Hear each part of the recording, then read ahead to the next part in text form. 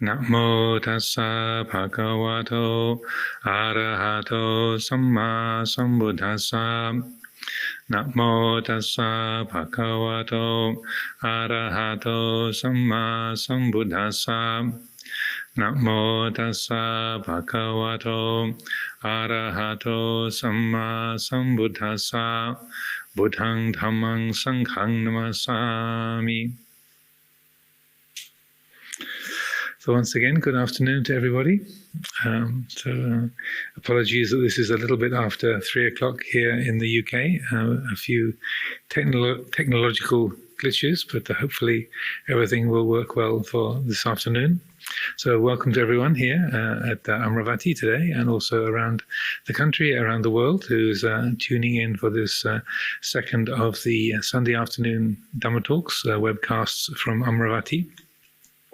The theme for this week is knowing in the knowing. And those of us who've been students of Luang Por Sumedho for a long time, and as well as Buddhist practitioners, will be very familiar with this particular theme. And specifically, if you've been listening to Luang Por Sumedho's Dhamma Talks, his webcasts over the last few weeks, you'll know that his talks about awareness and consciousness and so forth is a very, very large part, if not the great majority of his teachings. They center around those particular themes. So I thought it would be helpful to talk a bit more about that area and to expand it somewhat. Looking at the title, and by the way, I don't choose I choose the titles, but I don't come up with the suggestions. That's a variety of people in the monastery offer lists and lists, pages and pages of different possible titles, and I fish through them, and then about 12 or 13, according to how many weekends we have in the Rains Retreat, pop up, and I make a selection from that. This particular theme I thought would be helpful because it relates very, very closely to this central theme of Luang Por Sumedho's teachings, particularly these days, but also over the last decades, since the early 90s. This theme of awareness or knowing, consciousness has been right at the very center of Luang Por Sumedho's teachings. So I thought this would be a useful area to explore. And just as Luang Por Sumedho is very fond of quoting T.S. Eliot in various circumstances, a couple of lines from the poem The Rock, or verses from The Rock that T.S. Eliot wrote, immediately came to mind when looking at this theme. And it goes, "Where is the wisdom that we have lost in knowledge? Where is the knowledge that we have lost in information?" And reading that today, I was checking it up in my collected works of T.S. Eliot, just to make sure I got the words right. You could probably add on, where is the information that is lost in data, to add to a sort of an extra modern day element to that. Because the quality of knowing or knowledge in our modern day thinking, particularly the Western materialistic mindset, when we talk about knowing, it's almost always used to mean knowing about, having the data or having the information. You've got some facts, or you've looked it up on Wikipedia, you've read a paper about it, you read an article about it, and so that this is what we consider to be knowing. That you've got some information, you've heard something, you've say gathered a particular set of facts, and then we think that we know, we have a reasonable or reliable perspective on things. But that's a very rudimentary, I would say, or very unhelpful attitude towards knowledge and knowing, and what is the most, say, liberating, or the most, meaningful and powerful quality of knowing itself, what we would call the knowing within the knowing. So that superficial knowing you can think of as knowing about.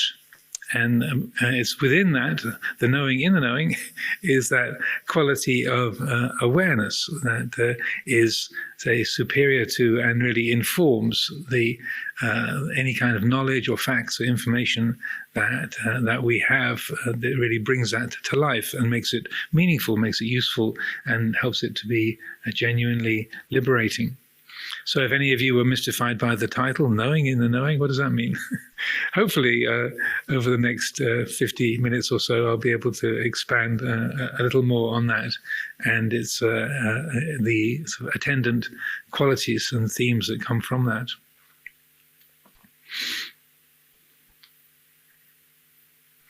In Western psychology, maybe before going on to the Buddhist side of it, it's interesting that in recent years, Daniel Goleman published a book called Emotional Intelligence, which was quite a revolutionary publication, and it highlighted the fact that you could have a very high IQ, or you could have a lot of say, formal intelligence, but be socially really inept, or that you could be suffering a lot, or your life could be really difficult, complicated, or you could have a lot of intelligence and still that didn't help you very much, either in your work or your relationships, or functioning in the world, or in any practical way. And that he used that terminology, he created that term, emotional intelligence, to say bring to light that it's not just a matter of having a high IQ. It's not just a matter of having a lot of information that is the thing that is most valuable in our human life, in our human potential. But emotional intelligence is another way of speaking about this sort of knowing within the knowing, or that quality of awareness and mindfulness, that quality of full attunement to reality that needs to be there for us to make full use of the information that we have, or the intelligence that we have. I've known that very directly in people I've been around. An extraordinary, say, degree of knowledge and mental agility, but being really miserable, anxious people. The kind of degree of suffering that an intelligent person can experience is quite extraordinary, and even it's painfully common that young undergraduates, people going off to high-ranking universities like Oxford or Cambridge, the sort of cream of the intelligentsia, having to pass the exams to get into those places, and then within a few weeks or a few months of arriving there, then they're harming themselves, or attempting suicide, or committing suicide, or having breakdowns because their intelligence is not enough. That worldly faculty is not enough to really make a genuine difference and able to make us function in a skillful and effective way in the human family, and to live in a way where we can really find fulfillment, not just in the work that we do, but within our hearts, within our own being. Though within the Buddhist framing of this kind of area, there's sort of different levels of speaking about it. In the Thai language, they talk about the quality of puru. Pu comes from purisa, which means a person or a human being. Ru comes from the word to know. So the puru is that quality of knowing, or awareness, that quality of cognition within us. But that simple term, puru, can refer to a wide spectrum of different qualities. It can mean just perceiving or cognizing what's going on in the present, all the way through to the nature of the enlightened mind of a Buddha. That the same term can apply to a wide spectrum of qualities. So I thought it's helpful to know that in the Thai language and in Dhamma talks we hear from our teachers like Luang Por Chah and other forest ajahns, they might talk about the puru as the one who knows, or that which is aware, but it can mean a very simple mechanistic kind of a cognizing or knowing, but it also can mean a very informed or complete, comprehensive knowledge of an enlightened mind, and everything in between. So it's good to be aware that there's a range of meanings within that. So the most rudimentary kind of knowing is really just a perception, what we call sanya, or perception, perception combined with feeling, or perception leading to thinking. It's just the mind that recognizes, oh, this is blue, this is a blue carpet, or it's a red wall, or this is a brown robe, or this is a black microphone, this is a video camera. So that it's a very basic mechanistic kind of perception. There's a knowing, there's a picking up of information, but that in itself is, say, part of the animal realm. Any kind of living creature, any being of the animal realm, however small or basic, will have those kinds of qualities of perception and feeling. And the more advanced ones might have a bit of vitaka, thinking. They might have a name, say, oh, blue or black or red. The kind of beings that don't even have conceptual thought wouldn't have a word for it. They wouldn't have a concept for it. They would know the difference between blue and black and red, but they wouldn't have a name. One is guessing. Can't really put yourself into the mind of a beetle or a hummingbird, but or a nematode, a microscopic worm. But that is what we understand, is that they don't have conceptual thought, or they don't have that kind of say, ability to name and conceive in the thinking realm that we do as human beings, or some of the higher animals like elephants or horses and dolphins and such like seem to have those kind of abilities as well, to think and to name and to use forms to communicate of that nature. So the most basic kind of mindfulness or cognition or knowing is, I would say, sanya perception, sanya leading to Vedana feeling, or sanya leading to vitaka thinking. That on that kind of a level, it's a very basic mechanistic kind of knowing. There's just cognizing what's present. So then the next level up is what we would call sati. So sati means mindfulness. And so within the Buddhist conception of things, the Buddhist way of speaking, sati is not just being aware of what's going on, but it also, within it, there's an innate sense of wholesome and unwholesome. There's intrinsically an element of sila, if you like, of virtue contained within that, so that if a motivation or is seen as being wholesome, then it's known, oh, that's wholesome. If a motivation is seen that's unwholesome, that's recognized too. If you see another being acting in an unskillful or cruel way, that's recognized as something destructive or painful. If you see something kindly or benevolent, then it's recognized as something wholesome and benevolent. So that I would say that quality of mindfulness, and I know there's many definitions of what mindfulness is, particularly since it's a sort of global, popular global phenomenon nowadays. But I would say within the traditional classical Buddhist framing of the word sati, it's and what we would think of as being part of the Eightfold Path, sammasati, right mindfulness. It always has that element of say, discernment, of recognizing the wholesome and the unwholesome within that.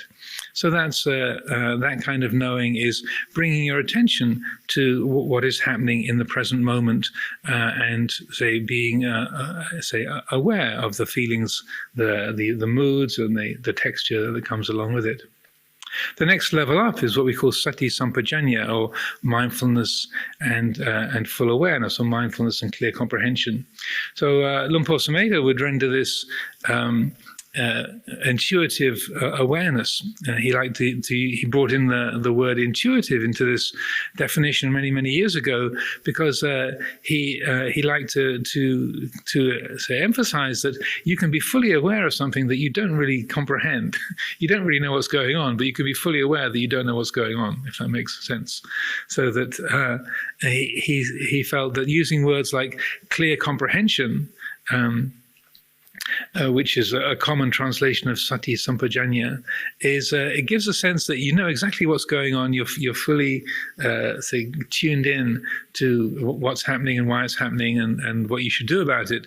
But on the experiential level, and as with Luang Por Sumedho and with other forest tradition teachers, the basis of the teaching is from personal experience. And he realized, well, you can be fully aware of something you don't comprehend at all. You can know this is really foggy, or my mind is really unclear at the moment. And you can be fully aware that you know that you don't know. You can be fully aware that this is a foggy state. And so that he liked to use intuitive awareness as a way of representing this quality.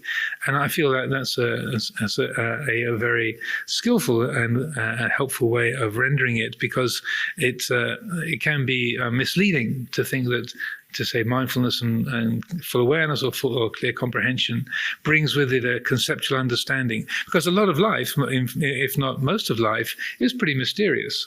We don't know what's going on or why it's going on or where it's come from. But we can be aware of that. I don't know what's happening here. I'm not quite sure what the way forward is. Or just the physical darkness. It's nighttime. You can't see. You don't know where the path is, because there isn't enough light. You can't see, or it's foggy.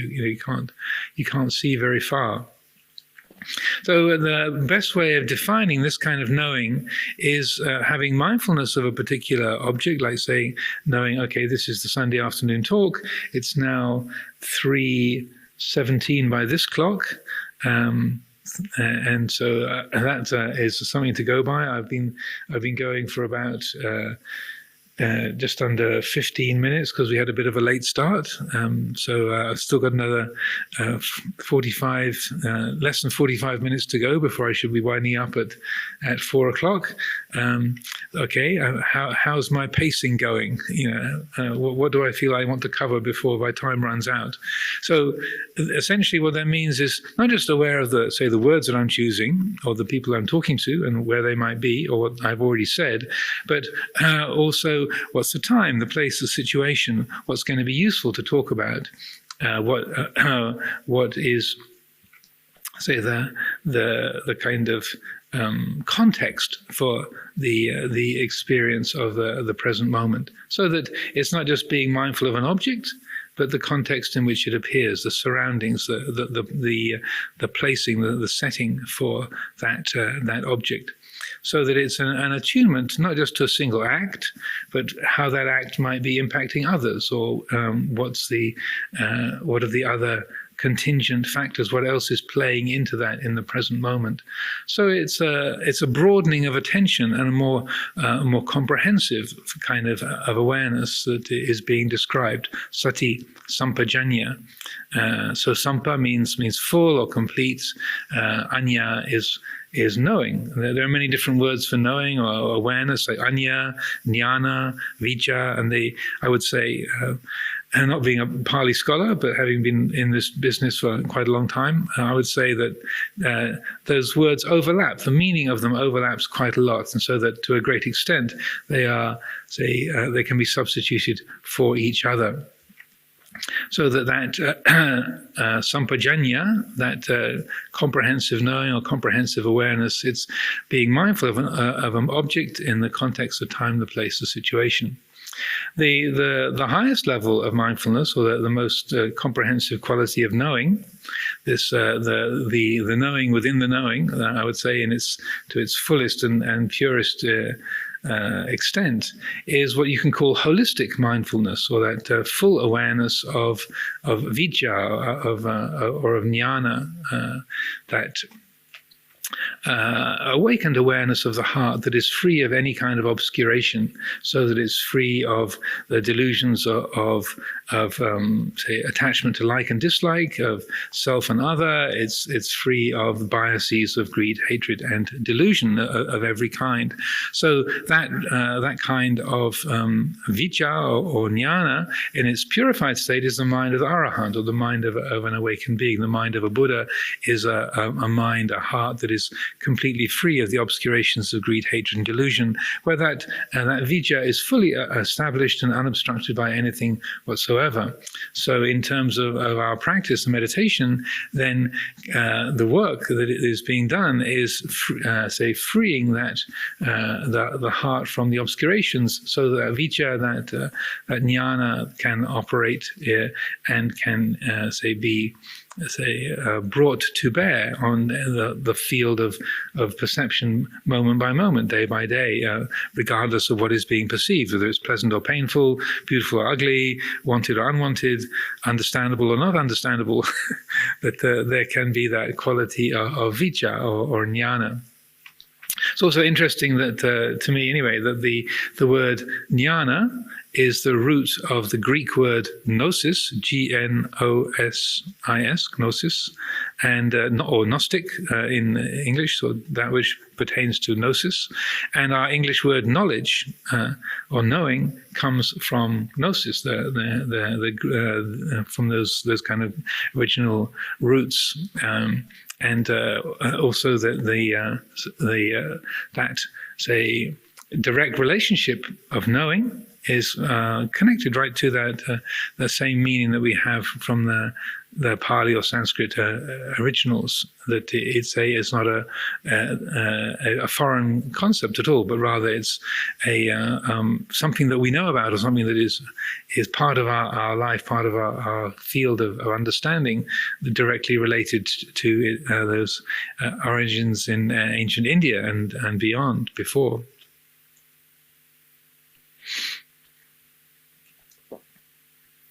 One of the aspects of this that I like to reflect upon, say when that quality of vijja is purified, when it's fully, say, matured and embodied, then what is it like? How do we describe that, or how can you talk about that? And there's a number of places in the suttas and also the teachings of the forest ajahns that sort of allude to this, that bring attention to this, and I find this really powerful and beautiful helpful to reflect upon.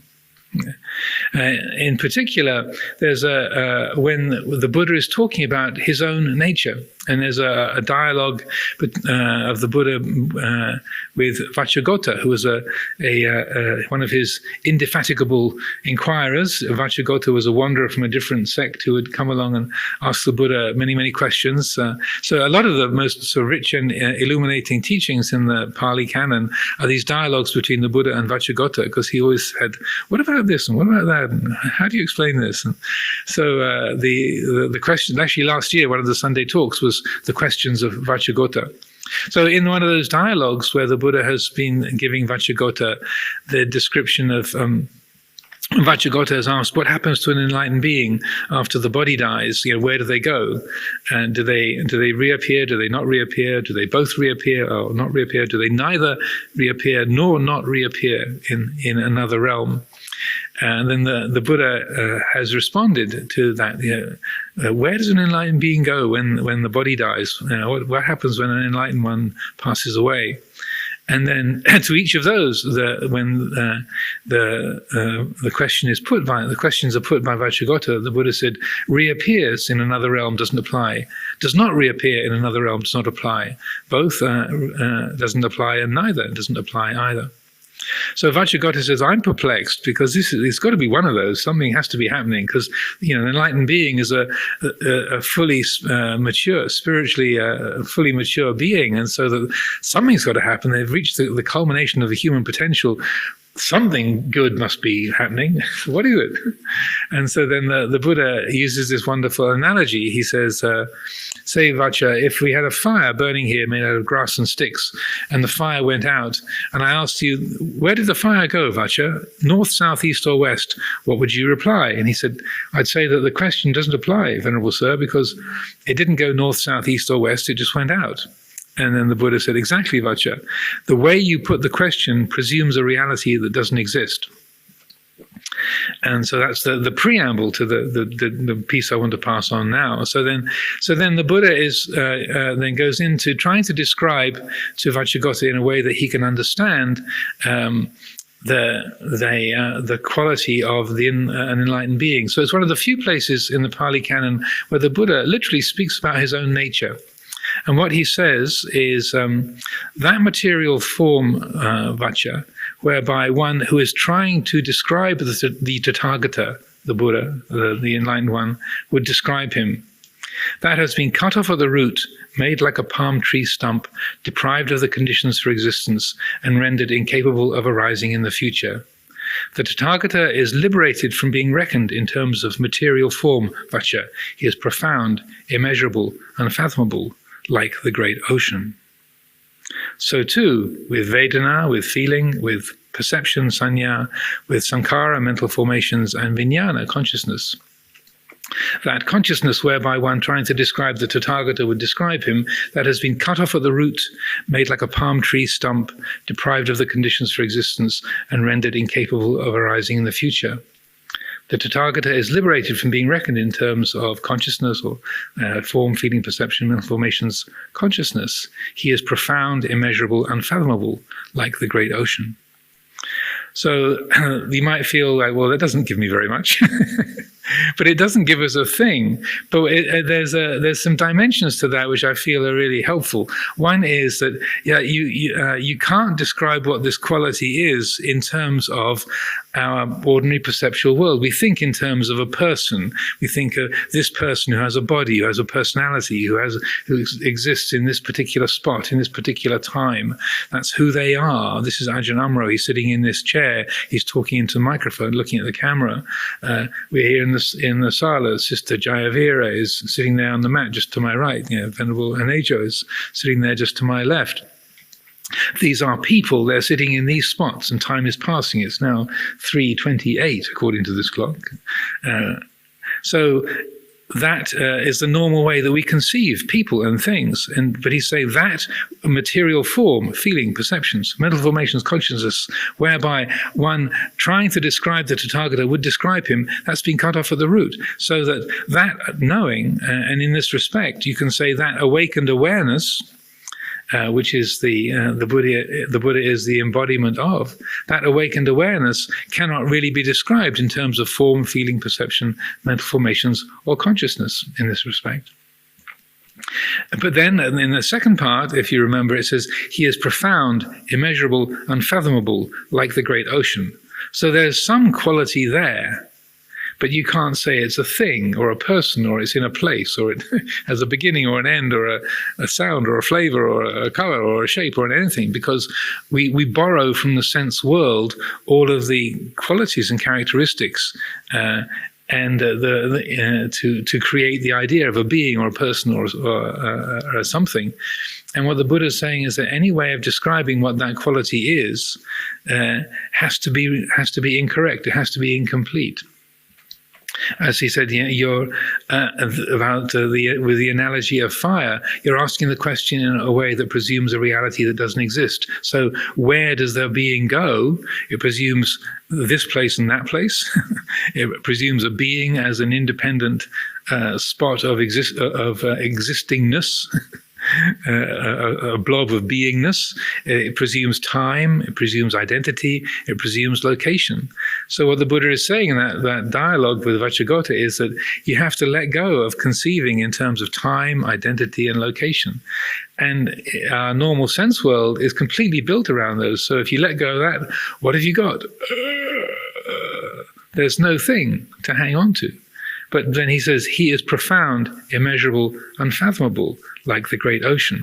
So just as you stand at the shore of the sea and you look out over the sea, even if it's not the great ocean, it's just the English Channel, something in the heart goes, wow, that openness, that spaciousness. You can see the surface of the ocean and the sea, but underneath it you can't tell what's there.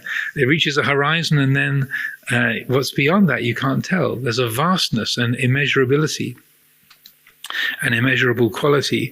And so that's what the Buddha uses as a way of describing the suchness, if you like, the tatata, the suchness of the Tathagata, the such-like one, the one who is such, the one who is thus.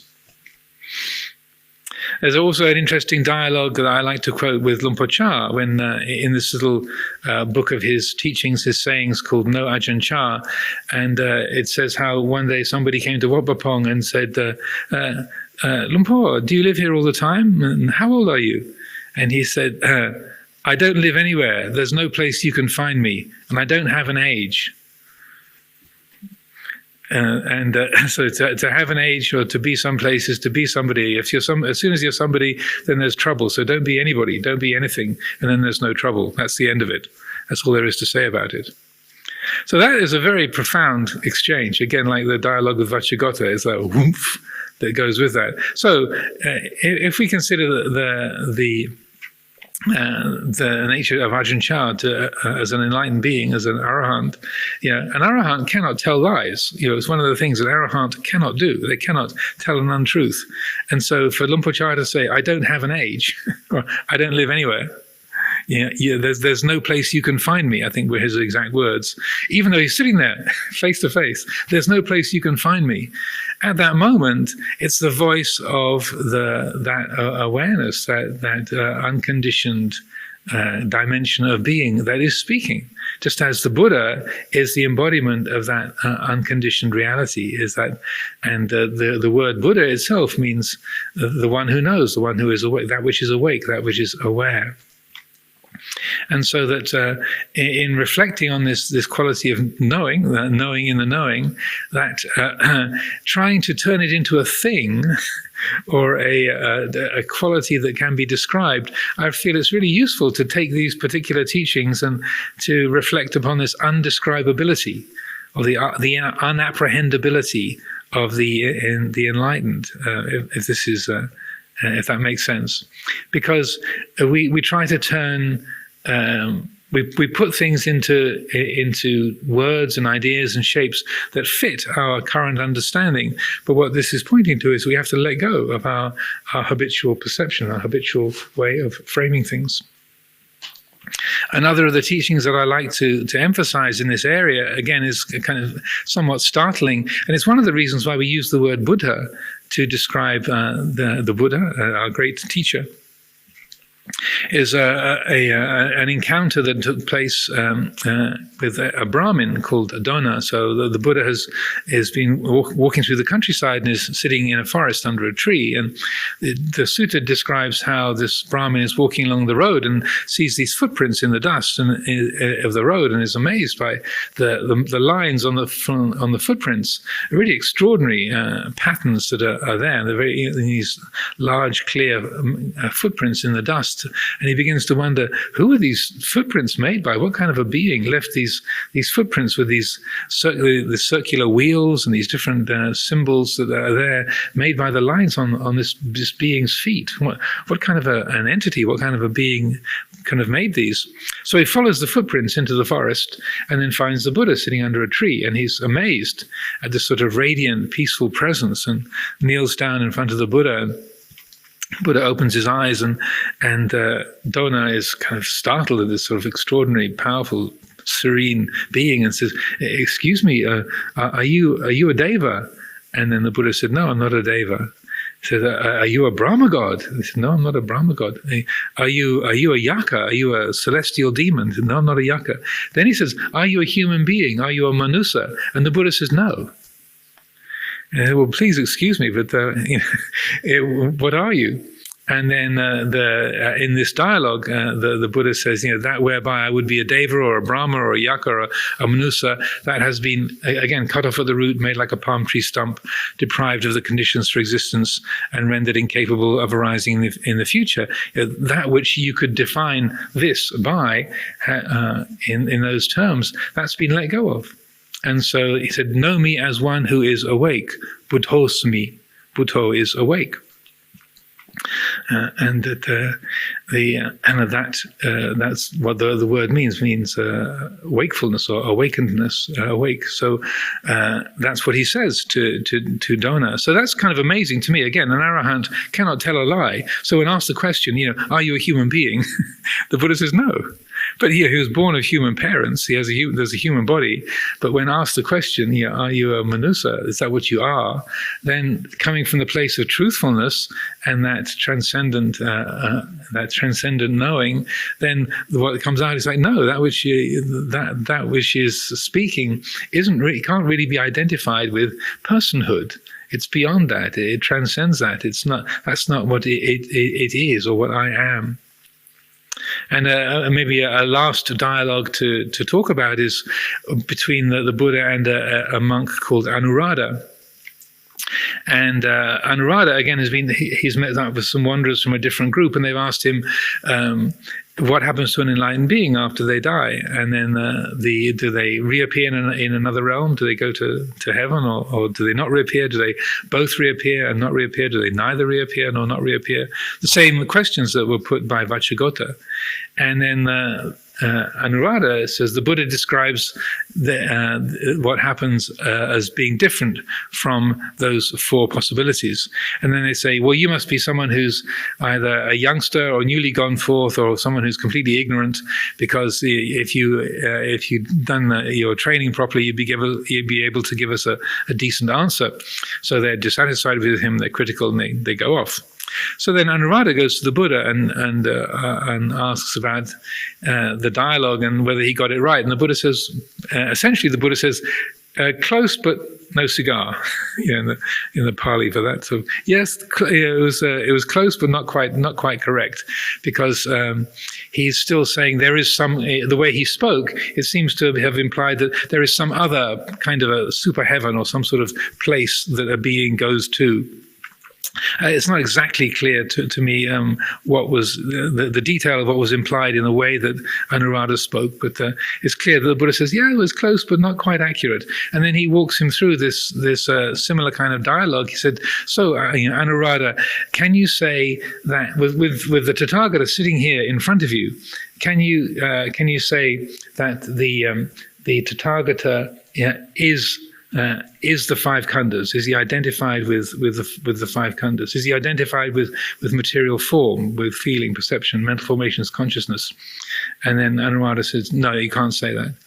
Well, is he in the five khandhas? And he said, no, you can't say that. Well, is the Tathagata apart from the five khandhas? No, you can't really say that. Is he all the five khandhas together? You can't really say that. And he goes through these different possibilities, and so then the Buddha says, so if you can't define the Tathagata in relationship to the five khandhas as having them, not having them, being in them, being outside of them, and so on and so forth, then it's inappropriate to say that when you're asked that kind of a question about what happens to an enlightened being when they pass away, that they go to some other place. But he said at the end of that dialogue, he says, what I teach now is suffering and the ending of suffering. That's what I teach. That's the important thing. So that he's trying to bring Anuruddha, as far as I can tell from the dialogue, to the point of recognizing, even with the Buddha, the Tathagata sitting right in front of you, even conceiving a being who goes somewhere or is something, even that much is missing the point. So that the mind needs to be brought to that conceiving, forming, and that kind of grasping tendency, because that as long as the mind hangs on to any particular definition, anything based on seeing, hearing, smelling, tasting, touching, any kind of form, any kind of condition whatsoever, that's necessarily going to bring dukkha. And so then he finishes that exchange by saying, I teach dukkha and the ending of dukkha. That's what I teach. That's the important thing. So I feel that these are very useful teachings to reflect upon in this respect, because when in say meditation, we can have a profound experience. There can be those moments of deep insight where there is that kind of clear knowing, where there's a moment where the body, the mind, the perception, our life story, our age, our name, our gender, our family, everything is seen exactly as it is. There's a cessation of identification, that grasping stops. And then it's a genuine and reliable, clear knowing that's there. Like, oh, and there's no sense of self in that any kind of self-making is recognized. And in that moment, that's a perfectly valid and reliable insight. Then the retreat, or the bell goes at the end of the sitting, the retreat comes to an end. When you know you've had that profound insight, and maybe it's really changed the way you see things, but at that moment, it's now a memory. And so we can hang on to the memory of that insight and say, oh, I've seen things clearly. I know that I'm not attached to the body. I know I'm not attached to like and dislike. I know I'm not attached to my family. Now, that that is attachment. At that moment, there's the grasping of a memory, the grasping of an idea. And painfully enough, I'm speaking from personal experience here, whereby you mistake the idea about the experience or the memory of the experience as the experience itself, the knowledge itself. There's a memory of that clear knowing, but that is not clear knowing itself. That is the memory of that clear experience. And again, not just for myself, but for many, many people, unfortunately, dozens, probably hundreds of people have had this experience from being on meditation retreats or being in the monastery. And then even though at that time the experience was absolutely genuine, there was a clear and reliable insight, they can't understand why now they're suffering, or how they got themselves into such a lot of trouble, or how come life has become so difficult or painful, when it was all so clear. It was all so obvious, and it made so much sense. And so that I feel is really the most helpful aspect of this teaching is the practicalities of how it's talking about being aware in this moment. That knowing within the knowing is knowing that, oh, now I've got it. This is great. It's downhill from here on.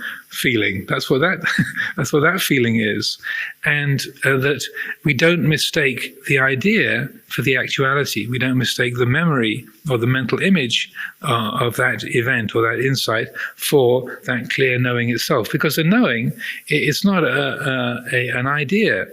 It's formless. It doesn't have a shape. It doesn't have a gender. It doesn't have an age. Like Lumpur Cha is saying, I don't live anywhere and I don't have an age. That knowing is not a person. It knows all the personal qualities.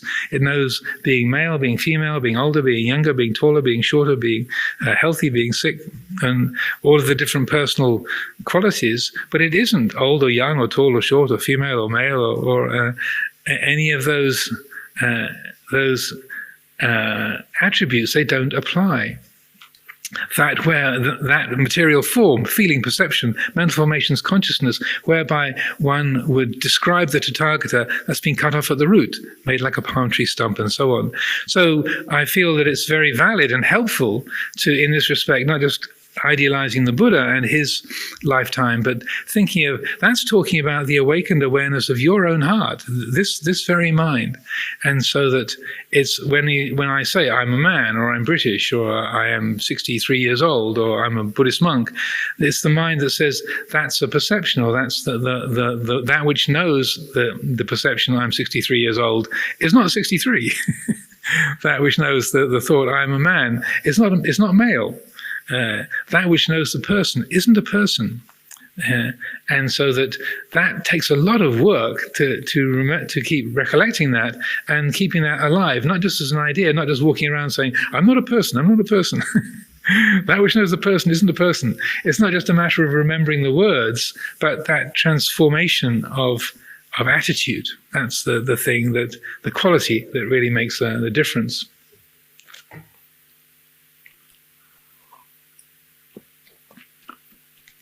And that's why, if there is this quality, this attribute of our own heart, which is awake and aware, which knows, how come life is so difficult? How come we're still suffering? How come we still get caught into love and hate and fear and jealousy and regret and anger and so on and so forth? How does that happen? If there is this capacity of the heart, if there is this vijja, if this is an attribute of our own being, if this is one of the fundamental qualities of the heart's nature, why is there suffering? And essentially, the simple answer is because of avijja, because of ignorance.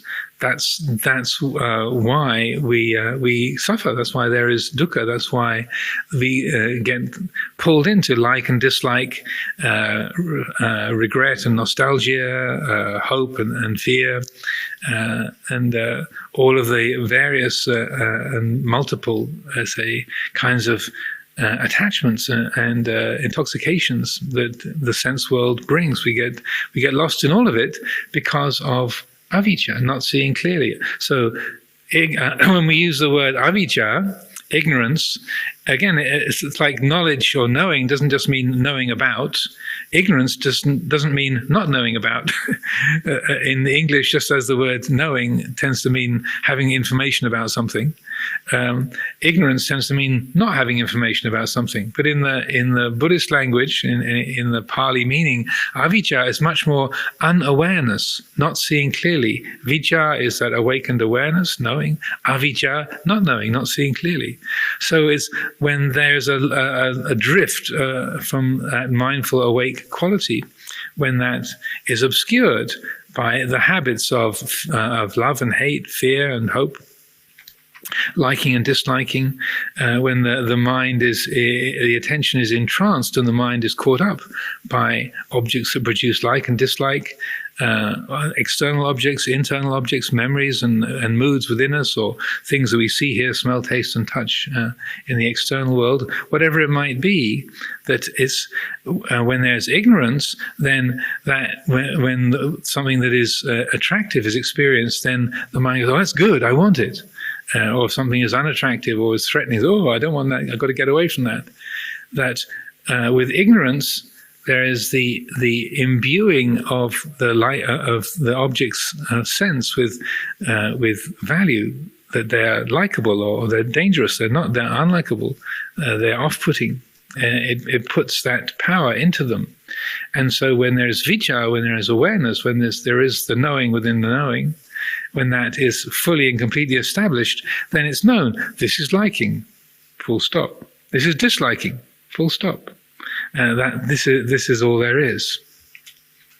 So when Luang Por Sumedho speaks, which he does very, very frequently, about consciousness, then this is how he phrases this exact quality of awakened awareness. And so many of his teachings, he talks about consciousness in this way. And it's a bit of a unique usage of the term consciousness, but that's really this liberated, awakened awareness that Luang Por Sumedho is talking about, and that it's not the kind of consciousness that you get in, say, talking about seeing, hearing, smelling, tasting, touching, but it's rather that which knows, that which is awake, that which is aware, the puru in its most purified or transcendent state, or at its most transcendent level, that kind of consciousness which is completely aware and attuned to the field of sense experience, but is totally unidentified or unattached to it, so that we have within the teachings that Luang Por Sumedho puts across over and over and over again, he's talking about that being awake, being aware, and that's if that's established, then everything that's skillful follows from that. Now, maybe the last thing to share then is how, if we take that principle, okay, just be awake, just be aware, and that sort of puts us on the track for everything, and that's all good comes from that. Great. And there's quite a number of teachings, particularly in modern times, that sort of take that particular principle and then kind of run with it, as it were. And so that they might be based on Buddhist teachings, on Vipassana meditation, or on Advaita Vedanta, or Dzogchen teachings from the Tibetan tradition. And it's a pure awareness. That's all you need. As long as the mind is awake and aware, everything is good, right? And so that, again, having been around in the Buddhist field and teaching in the West for a long, long time, I've encountered many people who've followed those principles or taken those teachings and created a lot of trouble in their own lives. And I have myself. The way you take that principle and you attach to the memory of it, you attach to the idea of it, saying, "Oh yeah, just be awake and everything is good. just be fully open and aware, and everything is just such, everything is thus." You take the idea of it or the memory of it, and then that you use that as a kind of a trump card to outplay everything else. And so that over and over again, that's people trying to play the ultimate reality trump card, or they just be awake, just be aware, and feeling that solves or everything, or that gives all that's the one quality that makes a comprehensive difference in life. It's like, yes, it does, if that quality is genuinely there. If it's genuinely unobstructed and present, moment by moment, yes, that's true. If it's just the memory of it or the idea of it, or like a badge that you wear or something on your t-shirt saying, I am awakened consciousness, that's what I am. I am Buddha, I am the ultimate reality, put that on a t-shirt. That doesn't mean you're actually functioning for that basis. It means you got a t-shirt. That's all it means. And so that you might like that idea of, I am awakened consciousness, or I am the ultimate reality. But that is just a set of words. It's just a concept. And it can be that by hanging onto the badge or the idea, that you miss the fact that there's a whole catalogue of attachments and fears and hopes and identifications that are going on, hanging on to the things that you like, rejecting the things that you dislike, having fixed opinions and judgments about other people that have become completely invisible because you're not paying attention to those attachments, because you're believing in the idea that your mind is seeing it all as such, or as thus, or as truly awakened and liberated. So what I feel we have in the Buddhist tradition and the guidance that the Buddha gives with respect to this of the precepts is extraordinarily skillful. Because along with vijja, one of the attributes of the Buddha that we recite when describing the qualities of the Buddha, one of those is vijja charana sampanno, which means perfect in knowledge and conduct, or impeccable in conduct and understanding, or impeccable in knowledge and awareness. Vijja, as in awakened awareness. Charana means conduct or activity. Sampanno means impeccable or accomplished, of fully, fully embodying. And so I feel that's one of the most, particularly in the West and in this area, this is one of the most useful and practical aspects of the teaching, because what it's saying is, yes, there is vijja, there is the heart which is awake to everything is such, all phenomena are completely empty, the unconditioned is the fundamental reality, that's the truth, and all conditioned dhammas are like dreams, shadows, bubbles, like foam on the water. Oh, the five khandhas are completely empty. Yes, there is that knowledge, that awakened awareness. There is that vijja, but its partner, the other side, is charana, which is conduct. And so that, yes, the five khandhas are completely empty, but the way that the mind relates to those empty five khandhas makes a difference to other people and to the perceptions of the world. And so charana is how that is describing how that awakened awareness manifests in the material world. And so it manifests, again, talking about the qualities of a Buddha. So a Buddha is incapable, or an enlightened being, as the Buddha said, is incapable of taking life. They cannot deliberately take the life of another being.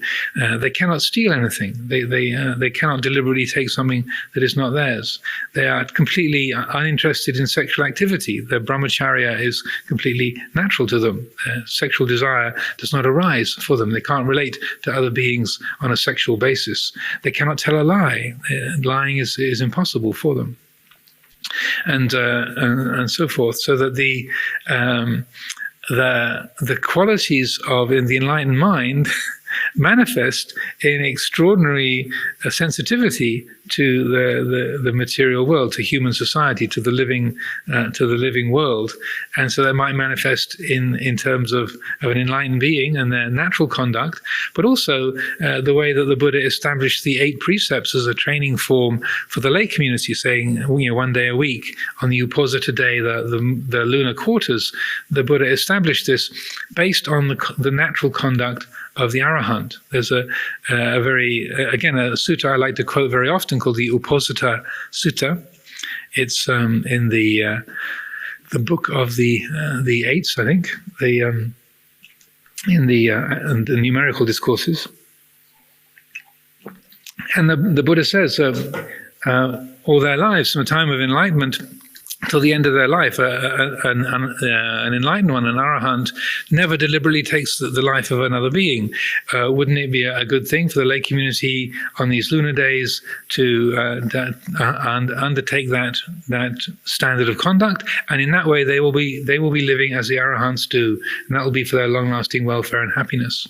Similarly, for not stealing, and not engaging in sexual activity, not lying, to refrain from intoxicants, to only eat in one part of the day in the morning time, to refrain from singing, dancing, entertainments, beautification, adornment, and to use a simple sleeping place, an unadorned and simple sleeping place. And for each one of those, he says, and this way they'll be living as the arahants do, and that'll be for their long-lasting welfare and happiness. So he's describing how, if you are living as the arahants do, if you deliberately take on that kind of mode of conduct, then you're able to directly experience the benefits of having that kind of an attitude. If you take that on as a way of behavior, then you can see the beneficial and peaceful results that come from that. Similarly, with the 5 precepts for ordinary everyday life, rather than the special observance for the moon days, that what is being done with the precepts is saying, this is how you limit the mind getting lost in what it likes, what it dislikes, feelings of possessiveness, feelings of desire, feelings of self-benefit. That if you take the 5 precepts just as a guidance for a layperson, then in terms of the relationship of the mind to the sense world, you're causing yourself a lot less trouble, and you're also causing other people a lot less trouble. You're making it much easier to recognize how like and dislike operates if you are following these precepts, because you're not creating any kind of emotionally loaded karma. You're not stealing anything. You're not killing anything. You're not flirting with somebody's partner. You're not being dishonest. You're not getting lost in heedless mind states with drunkenness and such like. And so that it's saying how if we take those precepts as a standard, then that is helping us to recognize the natural effects of the awake mind. We don't get pulled by those instinctual habits of like and dislike, the kind of animal ancestry that we have from these animal bodies that we have, that have hunger and fear and sexual desire and aggression and territoriality and all of that goes with the physical body. But rather, we can know those instinctual urges and patterns. We can know them. We can train the mind to not blindly follow those. So that in terms of, if we really want to establish this knowing within the knowing, to live from that place of awakened awareness, then taking the standard of the 5 precepts or the 8 precepts is a really practical and skillful way of enabling that awareness to be fully mature, to be fully embodied, to be fully actualized. If we ignore the effect of charana, of conduct, if we ignore the precepts, then that idea of awakened awareness, we might still revere it, but it's never going to really bring liberation. It's going to be more of a lovely ideal that we hang on to, but we can find ourselves drifting further and further away from the actuality of that awakened and aware quality. But if we wish it for it to be really fully embodied, to be brought to its full potential, then its natural partner is beautiful conduct. And so, again, just to say that that's really something to reflect upon, that the Buddha didn't have to restrain himself from killing living beings. He didn't have to force himself not to tell lies. He wasn't having to hold himself back from being acquisitive and getting stuff, because in the enlightened mind, the truly awakened enlightened mind, then those the conduct is naturally beautiful, wholesome, and noble. So I offer these thoughts for consideration today, and I hope that some of this is useful. Take whatever is beneficial, helpful, and keep it. Whatever is not helpful, then please leave that aside. There's quite a number of questions have been sent in, so I'll respond to a few of these. I'll also happy to take one or two questions from everybody gathered here today. But so I'll try to include everybody who wishes to be included. Dear Ajahn Amaro, and this is actually relating to testing Dhamma for testing time, so that was last week, but anyway. I've not yet heard anyone mention my experience that my simplified life I'm living now during the pandemic is much better than the overscheduled, overcommitted, overcomplicated life I made before. I'm no longer working 2 jobs, trying to maintain my marriage, my health, my home, and a garden, and go to school. Now, working only 1 job, taking care of my health, home and garden, my marriage is very happy and relaxed, and I'm rested and smiling. I cannot think of when I've been so content. My question is twofold. First, I'm reluctant to be honest with others about how wonderful my life is now, as most others are very unhappy. Second, I'm very much not interested in returning to working 2 jobs, although the second job is teaching yoga to those in need for free, a much needed offering to my community suffering from physical and emotional distress. Might you offer any thoughts? I cannot thank you enough for the freedom your teaching has brought me, though I live thousands of miles away. I have not yet connected with another Ajahns teachings as I have with yours. Well, very glad to be of service. That's from somebody in Washington, USA. Well, you're not alone in this. There's quite a few people expressing their sort of embarrassment, like, I'm really enjoying this. I'm not quite sure I should say this, but this is great. And quite a few monastics saying, yeah, can we do this for longer, more often? And that sense of a guilty pleasure. I think particularly for Westerners, there's what we call survivor's guilt. Is quite a common condition in the Western world, and being allowed to enjoy something by ourselves is an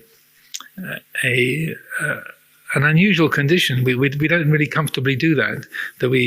I think it's something to do with our sort of societal conditioning that enjoying ourselves, just to be say, liking to be at home, liking to do things that you're doing. We call it a guilty pleasure. Why does it have to be guilty? Why can't we just enjoy it? It's a strange thing that we have to apologize, or we have to be say, accounting for why we feel comfortable or why we feel good. So that I also I feel very, even though the pandemic has brought the misery and death and pain to countless numbers of people, and it's a lot of distress physically and in terms of health and well-being and economically and in a large number of ways around the world. Also, on day-to-day basis, there is that sense of, life is really peaceful and quiet here at Amaravati. This is enjoyable. And I think to not make it into something we have to account for or feel guilty about, but rather, well, this is a pleasant feeling. That I think there's maybe something from the Judeo-Christian conditioning, or maybe some sort of Calvinist background, puritanical background, like, you shouldn't be having fun, it's bad for you, and that is some sort of reflex or an attitude that's come down through the centuries. But I feel that one of the things that we get through Buddha Dhamma is that if something is pleasant, let yourself enjoy it. Don't pretend that the pleasure is not there. You don't have to feel guilty or bad about it. You're not feeling glad that other people are sick or miserable, but it's that you're just acknowledging this is pleasant, this is delightful. There's the sampajanya. You're taking the whole picture into account, but you are say, just allowing the pleasantness of that experience to be fully known. And so that I feel that's something that is a very helpful thing to introduce into Western society from the Buddhist tradition, is that don't feel guilty about enjoying what is enjoyable. There's a dialogue I like to quote from it's not from the suttas itself, it's from the later sort of commentarial literature, but Luang Por Chah used to describe when this incident when he was talking about this area. And it's on a particular occasion that the Buddha had been invited to a meal at somebody's home in one of the palaces, and this great banquet of food has been offered, and Ananda, who's with the Buddha, makes the comment of course, the Tathagata is so completely equanimous that all of this food has no effect on him whatsoever. And the Buddha predictably says, "Not so, Ananda, not so." He was saying very, very regularly, "Not so, Ananda." So the taste of the Tathagata is extremely acute, and he takes this food out of his bowl and gives it to Ananda and says, "Eat this, Ananda, and you will taste things as the Tathagata tastes them." So rather than everything being sort of bland and tasteless, Ananda puts his food in his mouth, and there's this explosion of taste, like this kind of incredible sort of kaleidoscope of flavors that is like, wow. And then, of course, Ananda says, "This is amazing, this is incredible." The Tathagata experiences taste to such an acute degree, but yet he is completely equanimous and undisturbed. And so then Luang Por would use that story as a way of saying that to receive the sense world as it is, that when you feel pain and misery, don't add on anything to it. Don't create papancha. Don't they literally mean don't embellish the curry. Don't create pundang around it. If something is pleasant, again, don't embellish it. Don't have to add anything to it. You don't have to apologize for it. It's delicious. It's a delicious taste. Fine, you don't have to apologize for it, you don't have to worry about it, you don't have to hang on to it, just here it is, it's like this.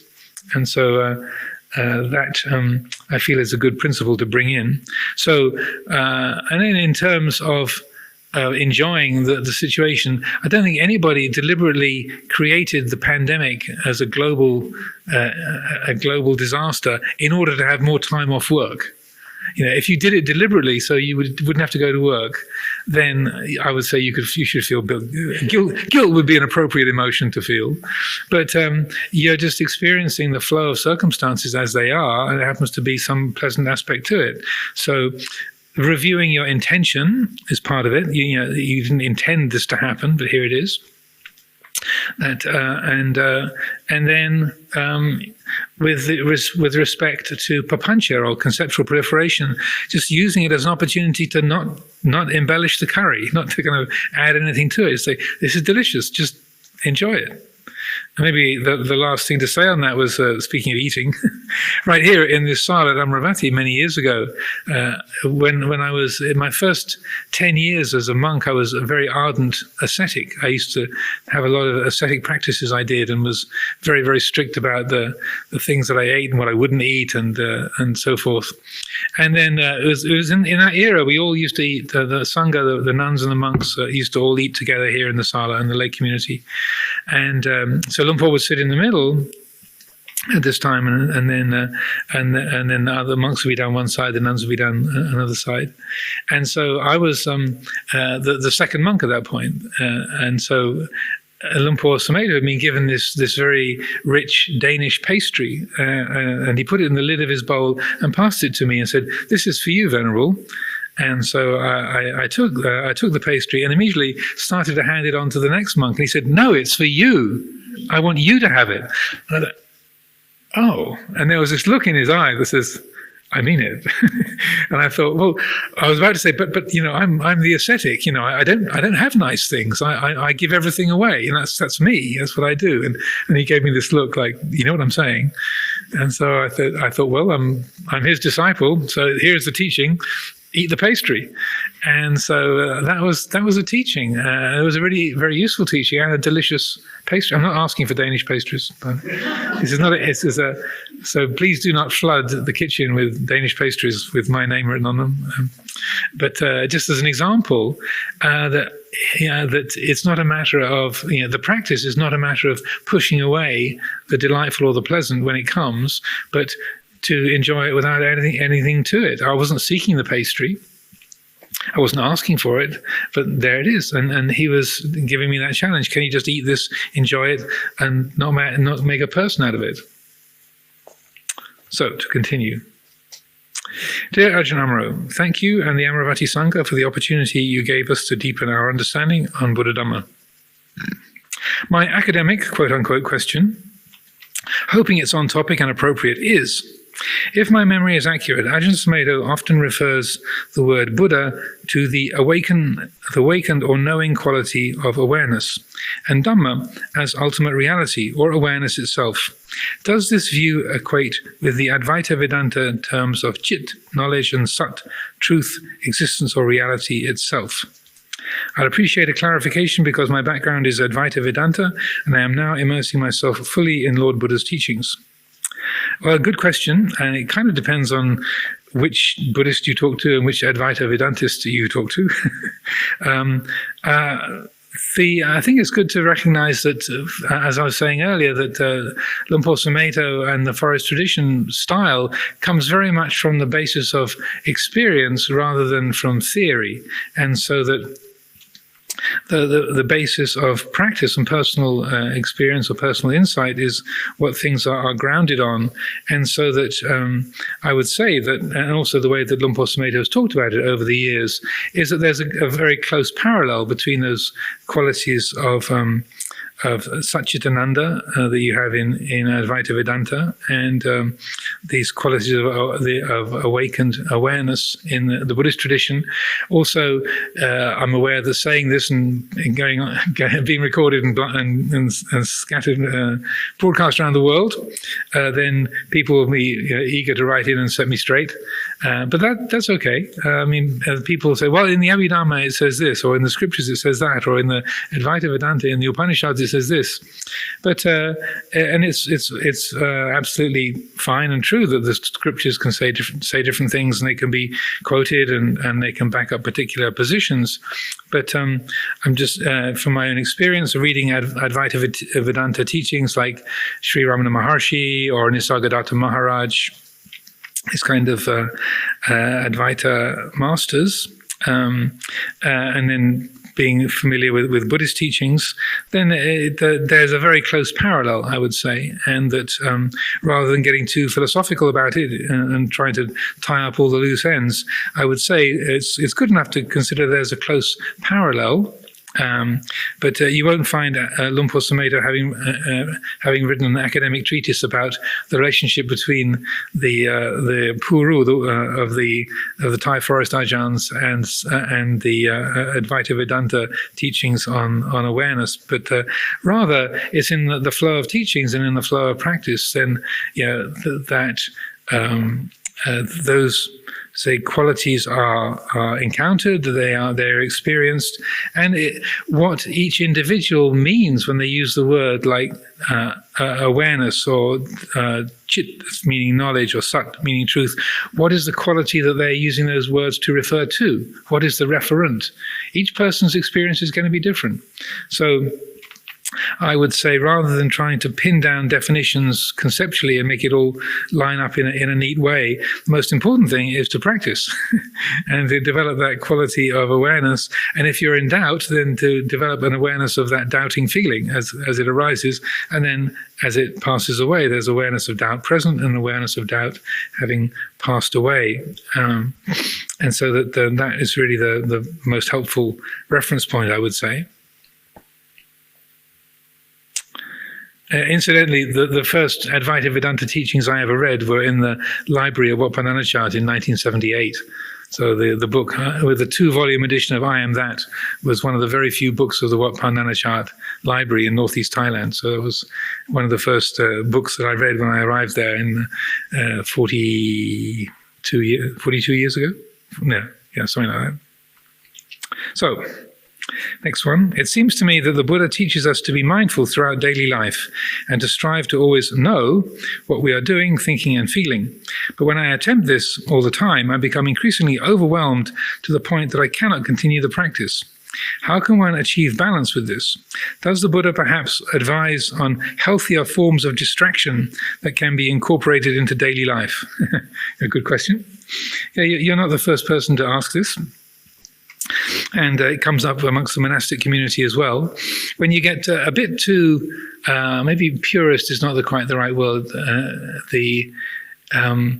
when one gets too sort of focused on the formality of the practice, and sort of, I've got to do my practice, and only formal meditation is the important thing, and everything else is just a distraction, then we can make it too tight.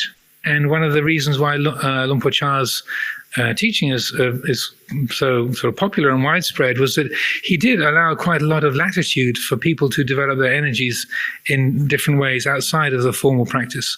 And so that if you were gifted at building and construction, he would let you help lead building programs. So if you really liked sort of crocheting, like this bag, my shoulder bag, this was crocheted by Luang Por Sumedho. So one of his forms of occupational therapy when he was and he said this himself, it's in print in a few places, when he was getting completely bored with meditation and just the life of Wat Pah Pong was just too bleak and too barren, he would crochet things. And his sister was an arts and crafts teacher in the USA, and she'd send him these books on crochet and macrame and such like. And so he became quite an accomplished crochet artist. So I've had this yarn, this bag, since 1986. So it's held together very well. There's one mistake that I have found, only one false stitch in the whole thing. Everything else is completely even. He might have put the wrong stitch in on purpose. But so that kind of say skillful occupational therapy for meditators is very much a part of at least our tradition and the Luang Por Chah's style. And so for myself, I'm a bookish person. I do words, and I like words. And so everywhere I go, I tend to be surrounded by books, and my exchanges with people tend to be very wordy, as people will have noticed.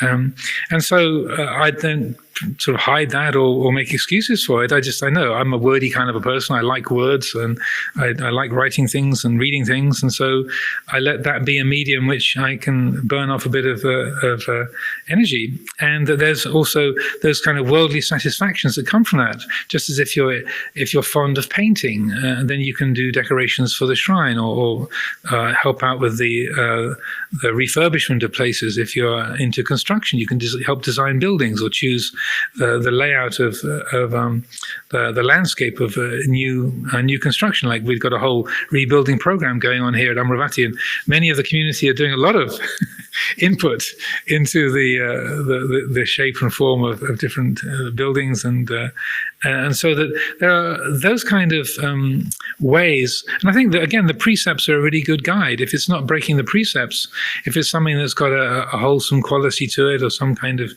beneficial and a non-destructive result, then whatever is interesting and pleasing, whether it's macrame or painting or writing books,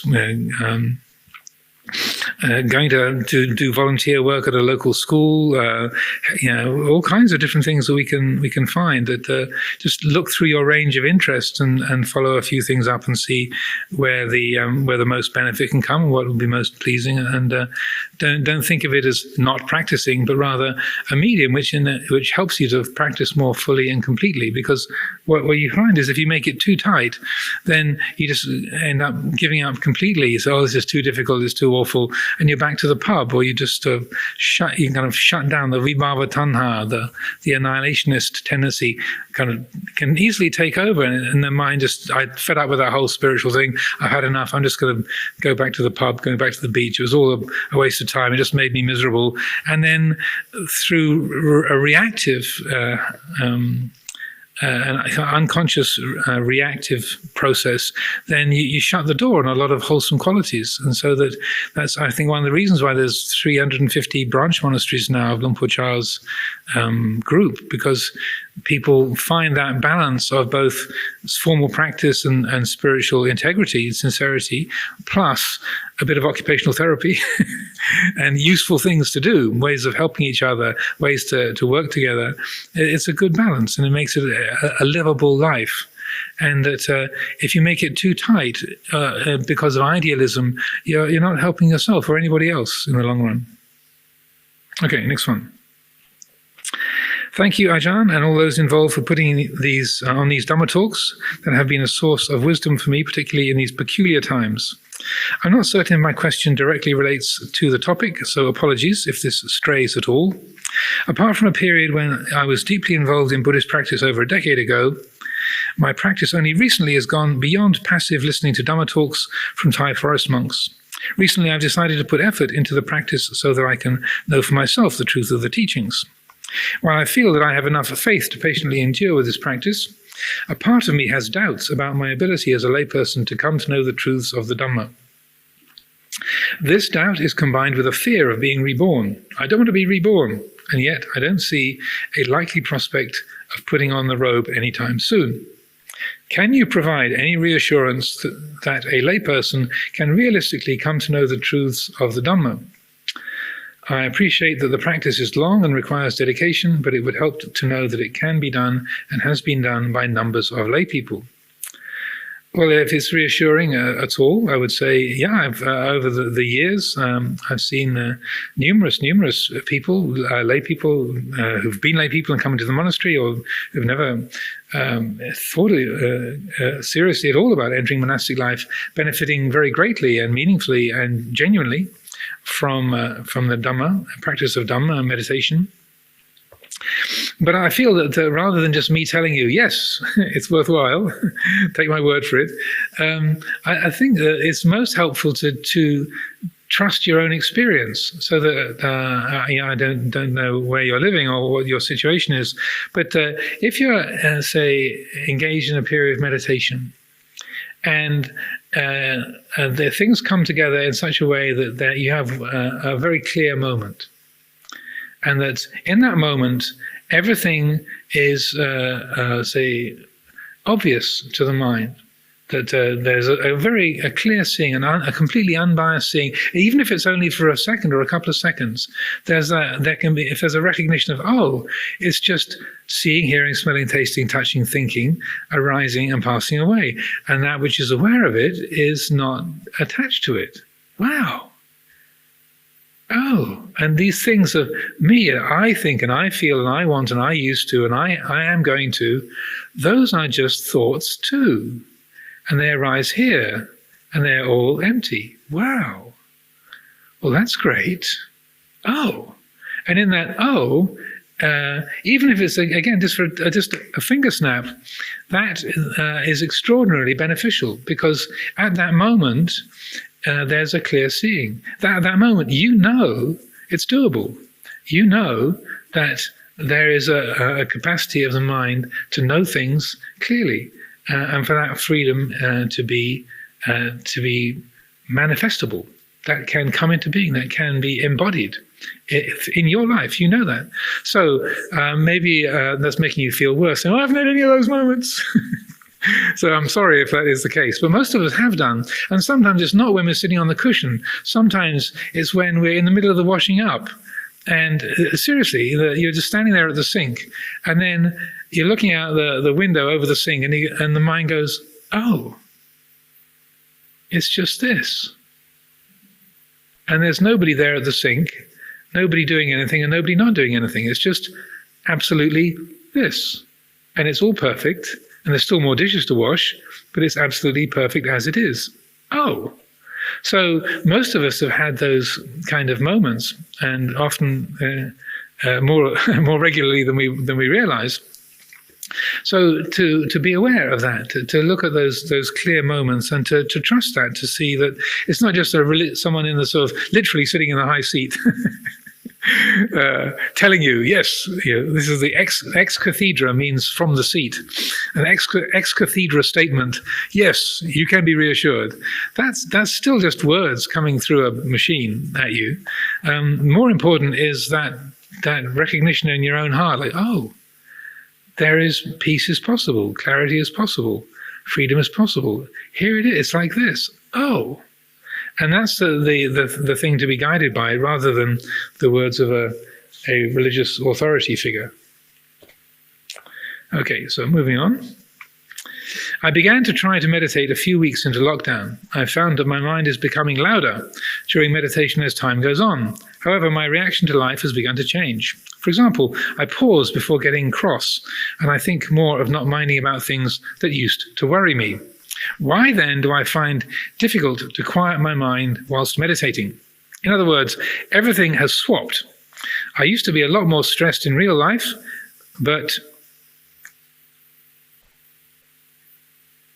now able to shut my eyes with calmer thought.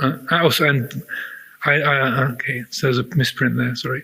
I used to be a lot more stressed in real life, but be able to shut my eyes with calmer thoughts. Is it possible being still now means buried karma is surfacing? Thanks to all at Amaravati for the inspiring lifeline that you provide. Is buried karma surfacing? Possibly.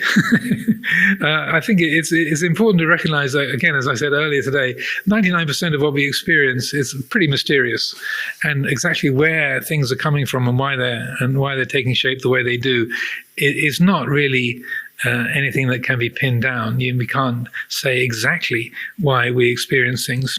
What you're describing here, though, is a fairly common experience. Both people coming on a meditation retreat, people coming to live in the monastery. Again, if you read Luang Por Sumedho's teachings, he would make the comment frequently that I used to think I was quite a nice person. I was a sort of peacenik in Berkeley.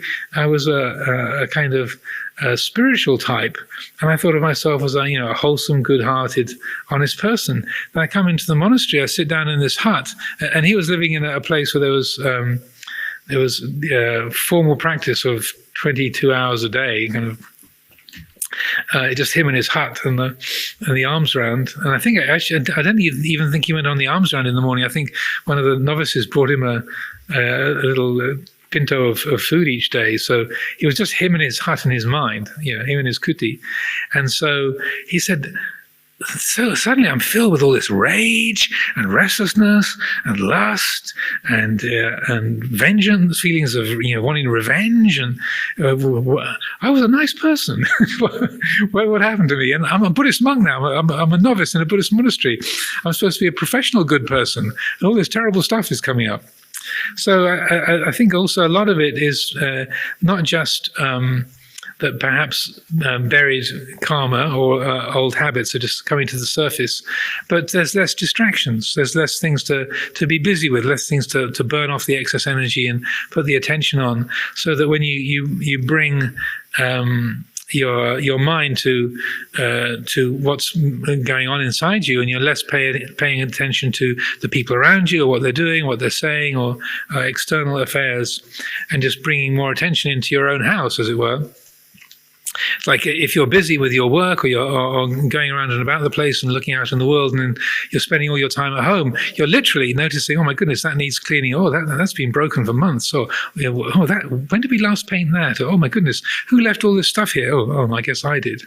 And sort of recognizing all of the undone housework around the place, that it's been there all the time, but you just were putting your attention elsewhere, and so you hadn't noticed it.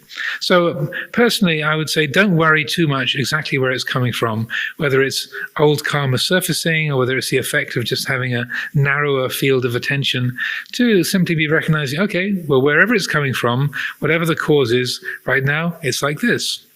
And to be meeting it, to be receiving it as it takes shape, as it arises moment by moment, because we can burn a lot of energy creating stories about where things come from, what it really means, and is there something kind of deep and dark and nasty buried in my id, in the black tide of kind of swampy, fetid basement of my being. There's all these kind of nasty creatures ready to rise up. So, well, maybe or maybe not. Don't worry too much about it. But right now, there's this restless feeling, or there's this quiet feeling, or there's this agitated feeling, or there's this sleepy feeling. It's like this. And just to meet with an open heart whatever is arising in the present is the most helpful thing. Okay, next one. How can we know that we are doing the right vipassana? What is rightness? Well, I feel we have to be cautious about using the word right. There's a mythology about looking for the right thing and the right thing that I should be doing. In the Pali, the word that's translated as right is samma, which it comes from, it's related to the words for harmony, and so that when you have a stringed instrument like a veena, an Indian instrument, or like a violin, if the strings are tuned correctly, then they are samma, they are in harmony with each other. They're at the the tensions that bring a harmonious set of notes. And so that rightness is not right as opposed to wrong, but it's right as in attuned with reality. So in terms of doing the right vipassana, I think that rightness, the only genuine measure for it, like the ear is the measure for rightness between the strings of an instrument, that when things are off key, they're too sharp or too flat, that's what we mean by dukkha. Dukkha is that feeling of wrongness or disharmony or discord, that things are out of tune, they're out of kilter, the wheel is off balance. So that dukkha or not dukkha, that's really the only reliable measure in terms of practice. So with respect to practicing vipassana, looking at the result, so that the effort is made, let's say practicing in a particular way. Okay, how am I doing vipassana? I'm following instructions. How literally am I taking those? Am I sure that I've been hearing those in a skillful way? Have I made my own interpretation? What's the result of the way I'm following those instructions? What are the habits that I've fallen into? And what is the result that those habits bring? So there needs to be a bit of investigation. So what we call yoniso manasikara, wise reflection or investigation, dhamma-vijaya, and looking at what you're doing, why you're doing it. Are you faithfully following instructions? Are you using your imagination? What are you being guided by? And particularly, what's the effect of the way you've been doing things? So that looking at the results of the actions we've been taking, it's called vimamsa, looking at the results, and then being guided by those results. Say, well, I'm being very faithful and doing everything correctly, but I'm really attached to this correctness, the feeling of, the Ajahn or the sayadaw would be cross if they heard that I was doing it like this rather than like that. Well, okay, so there's a fear of punishment in there, or being judged by an authority. Does it need to be that way? Or who is this for? Is this to please the Ajahn or the sayadaw? Or is this to end suffering? What's this for? So using that kind of reflection, exploring intention, and particularly looking at the results of the way we've been working, and then being guided by that. And so if you've, again, like with the strings of an instrument, if the dukkha sensation says too sharp, then loosen up. If it's too flat, then tighten up, and just make those adjustments to the practice accordingly. Dear Ajahn Amaro, these talks are truly helpful. Thanks from the bottom of my heart. I understand the Dharma teachings and try to follow them to the best of my ability. My question is the following. What's the best way to handle a day when we simply do not have enough energy to be positive? Climate change, politicians, and human greed really frighten me. Well, you're not alone in that. And this is quite a common question. And I think in the last few weeks I've responded to similar questions or points, that we can be very idealistic. I think, I should be in a positive frame of mind, or I want to be energetic and enthusiastic. I'm feeling depressed and angry and upset, and I'm shouting at the television, or I'm speaking to my printer because it won't obey me, and getting upset with the people I live with. I don't want to be this way.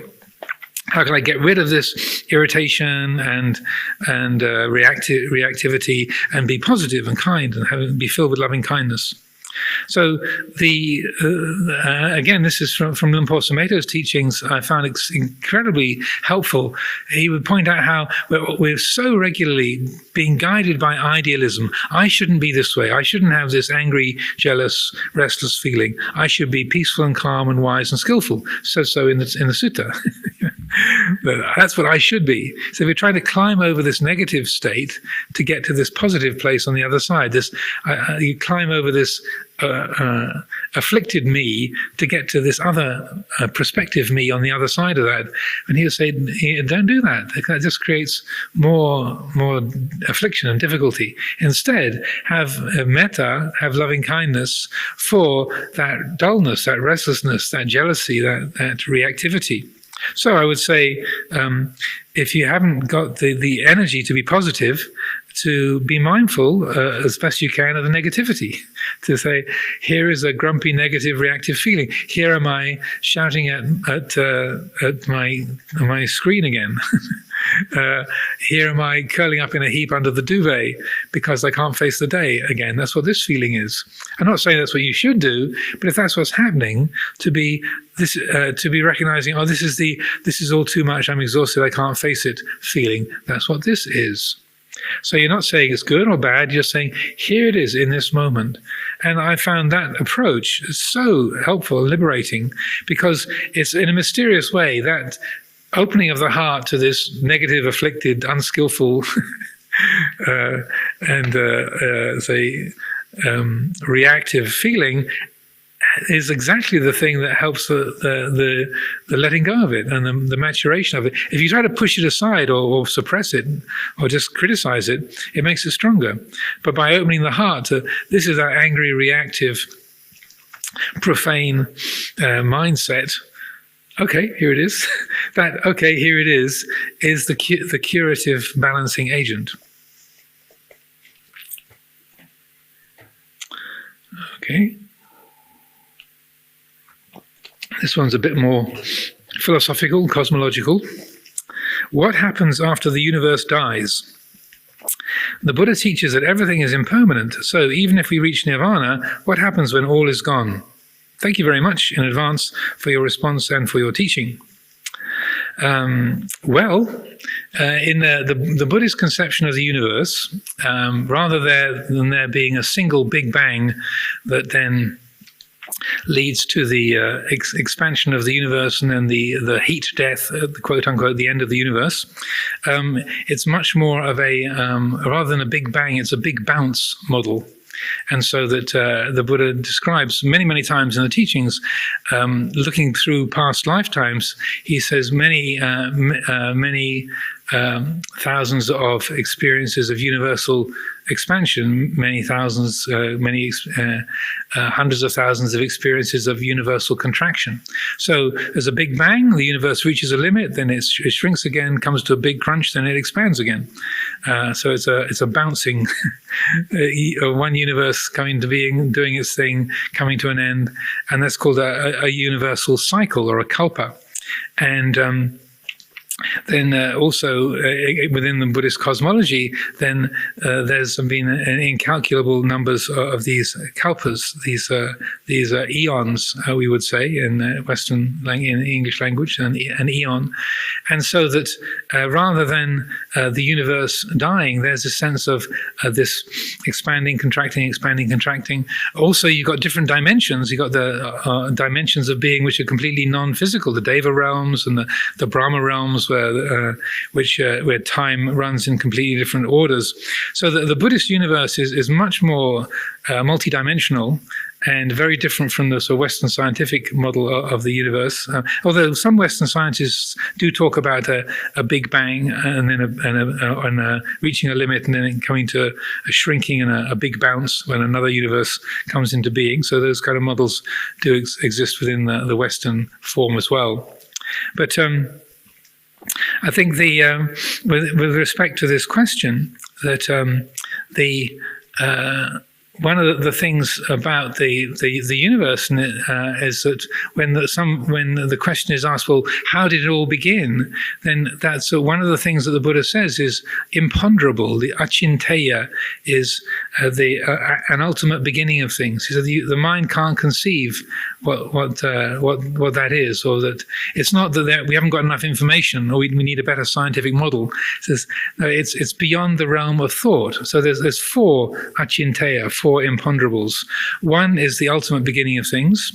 Two is the range of the mind of a Buddha. Three is all of the levels of mental concentration and all the levels of jhana, and the fourth is all of the workings of karma and vipaka, action and its result. So the Buddha said these four are achinteya, imponderable. So the mind doesn't have enough dimensions to conceive the reality. Again, going back to Vajragota and the Buddha's response to him, the way the question is put presumes a reality that doesn't exist. And so that I think if we think about the teaching that the Buddha gave to Vacchagotta about the nature of the enlightened being, that if you understand that what we think of as a person, or like a person realizing Nibbana, that's an individual located in space, passing through time, and the Buddha's saying to Vacchagotta, all of those are presumptions that don't really apply. If you let go of identity, if you let go of location, if you let go of time, what are we? Where are we? Well, where doesn't apply? What doesn't apply? Who doesn't apply? So the mind has no way of perceiving that or figuring that. So I don't know if these words are helpful, but it's rather like I can't see radio waves. I can't see the waves that this webcast is casting around the world, whereby this is being watched by people all over the planet. I can't see those waves. Right now, 60 billion neutrinos are passing through every square centimeter of my body and your body and everybody's body. A neutrino has no mass. As far as I understand, they don't even slow down when they pass through the whole planet. But there's 60 billion passing through every square centimeter of your skin, my skin, everybody's skin, right now. I can't see the neutrinos. What does a neutrino taste like? What's its sound? Well, sound doesn't apply. Taste doesn't apply. Color doesn't apply. They're there, according to the scientists. But you can't see them, you can't taste them, you can't smell them, you can touch them. But there's ways you can measure them and even say that there's 60 billion of them passing through every square centimeter every second. So there's a lot of things in life that are inconceivable, can't be perceived. And so I feel that in respect to this question, that to use the Buddha's teaching to let go consciously of trying to conceive of Nibbana, or what happens to an enlightened being when the universe ceases to exist. It's like, well, if there's no time, there's no place, there's no identity, or those don't apply, the whole thing is highly inconceivable, which to the ego is a bit threatening. It's like, but I want to know. There's got to be something. So it's threatening to the ego. But if we sort of look, if we open the curtains of the ego and look within to the heart goes, of course, oh right. And there's an intuitive sense of how those things are. And because that timeless, unlocated, selfless dimension is not kind of somewhere else in some super dimension, but it's the very fabric of our own being. Okay. Dear Ajahn Amaro, thank you for your online talks and also for the meditation sessions on Saturday, which is very useful for us who live far away and are unable to attend the temple regularly. My question is, when you perform breathing meditation, anapanasati, do you have to concentrate on your nostrils? Most of the times when I meditate, I find it difficult to feel the air at the nostrils, but find it easier, the air flowing above the nostrils in the air passages, or to feel inflation and deflation in my lungs. As a medical doctor, I am aware of the anatomy of the respiratory system. Is my meditation technique wrong if I think of the passage of the air particles entering from the nose towards the lungs and back to the nose and out of the body? Also, may you be kind enough to discuss sampajanya. It's mentioned as clear comprehension, but I do not understand this in the context of awareness. Well, that second one, I think I did already. And in terms of the concentration, I think it's important to understand that we focus on the breath simply as a convenient reference point.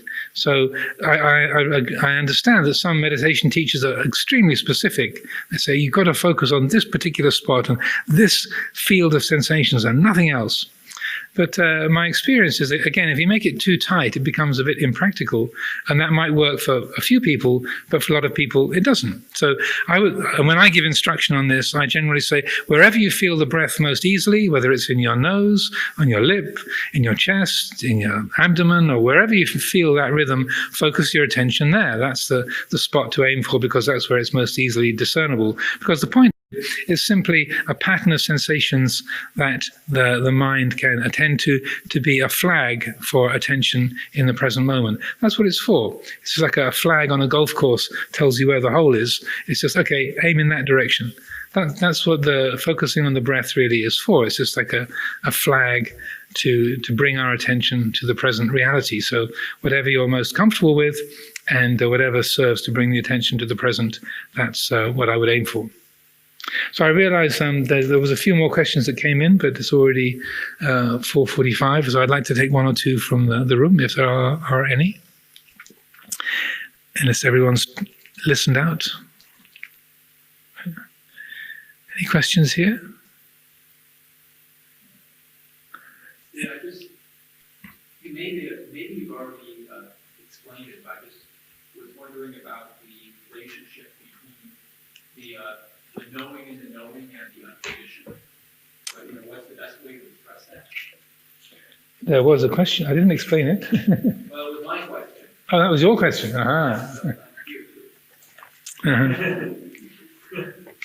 Knowing and the knowing, is it the same as the unconditioned? Is it the path to the unconditioned? Or is there a more helpful way to express the relationship than either of these? Well, again, listening to Lumpur Sumedho's, they were weekly broadcasts. He was very sort of freewheeling in his way of talking about it and saying that the knowing is the unconditioned. I tend to be a little more sort of fixed, and so that my mind tends to work in a bit more sort of list-making ways than Lumpur Sumedho's does sometimes. So I would say that in terms of the triple gem, I think it's a helpful way to reflect upon it.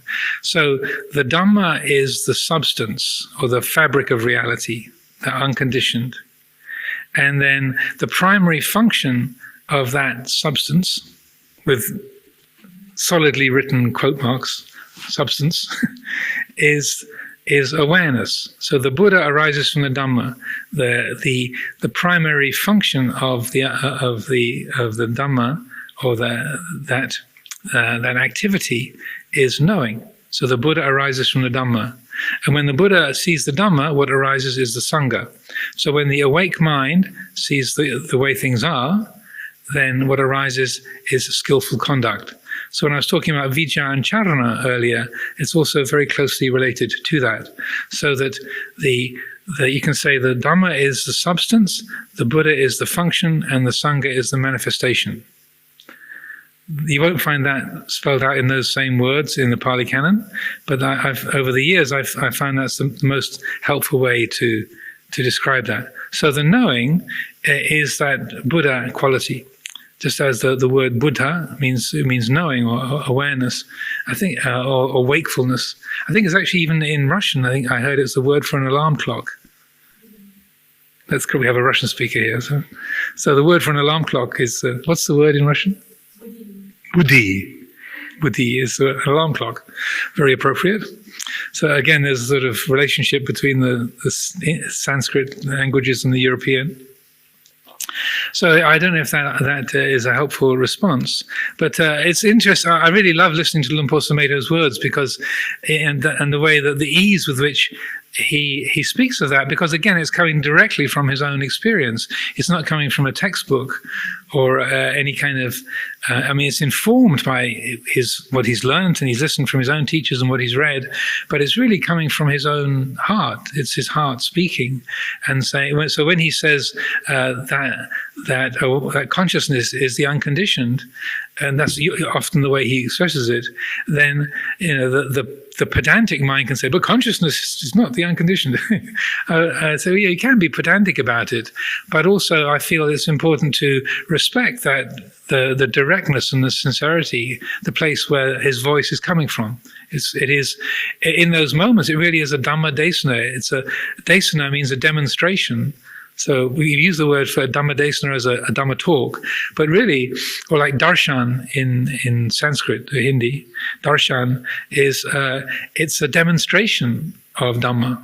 And so that when we say Buddhang Buddha, we give the Namo Tassa and Buddhang Dhammang Sanghang Namasami, I pay respect to the Buddha, Dhamma, and Sangha. What you're aiming to do is for the person to get out of the way and let the Dhamma speak. That's the aim. Often the person gets back in the seat very quickly. But that's the structure of it is a Dhamma talk. It's like it's the Dhamma speaking, or like Luang Por Chah saying, "I don't have an age, and I don't live anywhere. There's nowhere you can find me." While he's sitting there in front of the person asking him the question, "You can't find me anywhere," and he means it. He's speaking the absolute truth. If you're looking for me, and that me at that moment is that awake, aware quality. That's where that voice is coming from.